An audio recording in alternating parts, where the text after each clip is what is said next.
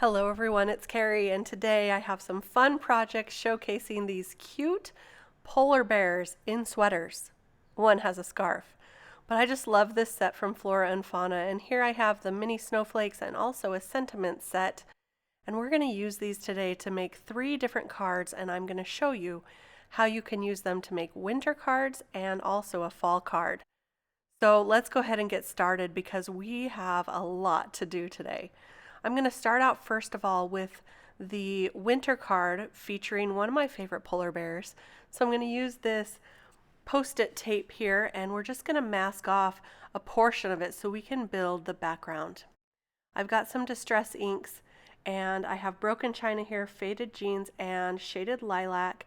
And we're going to start by brushing on some of that shaded lilac on the bottom. What we're trying to go for here is kind of a wintry evening look, I guess. And I always think that look is rather magical, so I wanted it to be kind of soft but add in a bunch of colors.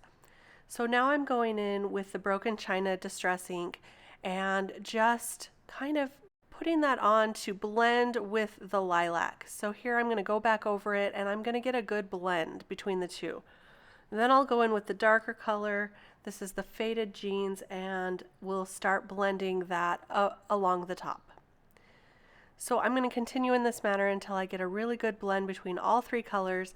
And now here's my favorite part, the reveal. I always love seeing how it turns out.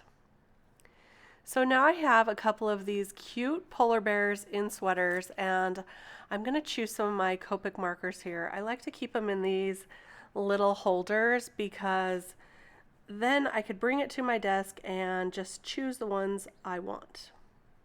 I'm not going to show you the entire coloring of these bears. I'll just show you partial coloring of one of the bears. I'm going to add some color to his cheeks and his ears with this light RV52 color. It's called Cotton Candy. I thought that was just the perfect name for this color. And so now I'm going to take some of the warm grays, and I usually start with a light one, then add the darkest, blend out with a medium, and go over all of that with the lightest. And occasionally I'll go back over with the darker marker just to give it some more depth.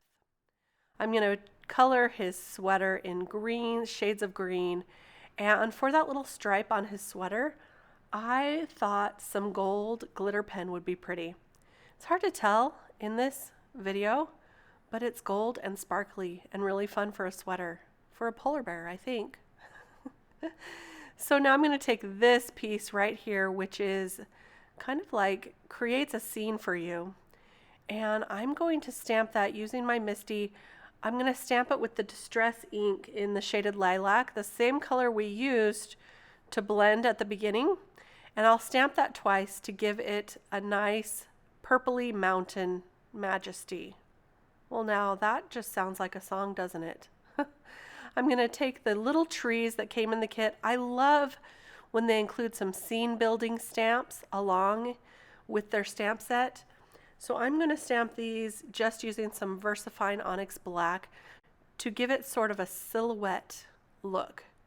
And I will change up which trees I use. Sometimes I'll use the larger trees and sometimes I'll use the smaller trees.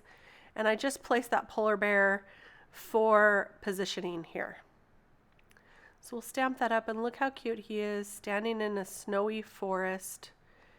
And now the idea that I had was to have some of the snowflakes cascading down, kind of diagonally down the front of the card. But before we do that, we need to add the sentiment. So I have here a Happy Christmas, and I'm going to use my trick where I like to use my Stamp-A-Majig piece, the kind of that acrylic piece. It's not acrylic, it's more like acetate, but it's really heavy acetate. I'm going to stamp the Happy Christmas, and then I am going to kind of slide it over just a touch so that I get it Happy Christmas 3 times, once in the center and once on each of the 2 sides. And that's the way I like to make sure that I stamp them evenly. So it's always going to be the same distance. And I do look at the ruler when I'm changing that over. I don't remember the measurements, but I just kind of try to gauge how far that sentiment is when I move it over. So now it's time to add those snowflakes, and I'm using this Judikins glitter embossing powder, which is one that I love because it adds a subtle glittery effect, which is perfect for snow. I'm going to just stamp some of those snowflakes on using VersaFine. No, this is the Versamark watermark ink. It's the sticky embossing powder or embossing ink that hangs onto that embossing powder. And I'll just do this down the entire front of the card before I do any of the heat setting. So you can see I'm using a few of the larger ones, some of the medium ones, and one of the small one just to go down the front of the card. We'll add that embossing powder and then I'll heat set that just until it is set. It's hard to see in this video, but look, I'll hold it up for you so you can see some of that sparkliness. Really pretty, and it's so subtle but adds just such a glittery effect. So now I'm going to use these A2 rectangle dies, and I'll just cut that out so that I have a nice border around the entire perimeter of the card front. And we're going to go ahead and pop up that polar bear using some 3M foam tape to give it a little dimension and some fun. That polar bear just feels 3D, like he's popping off the card. I'll attach that to the blue panel and then the entire panel to a card front, or I'm sorry, card base. And there you have our first polar bear winter card with some glittery snowflakes. Don't you love him in a sweater? For my next card, we're going to do the fall card now, and I already have colored up some of the other polar bears in the set. We're going to use all of the bears today in this video. So stay tuned for those polar bears that are on their inner tubes. Here I'm going to start out much the same way by just ink blending some of these fall colors onto the background. And I kind of wanted a rustic look for this. For some reason, I associate fall with a little bit of rustic feeling. So I'm not going to fully ink blend this. I want it to have a little bit of that rustic feeling. And then we will go ahead and cover that up, and we'll ink blend the bottom portion with this leather color. I love these inks for ink blending as well.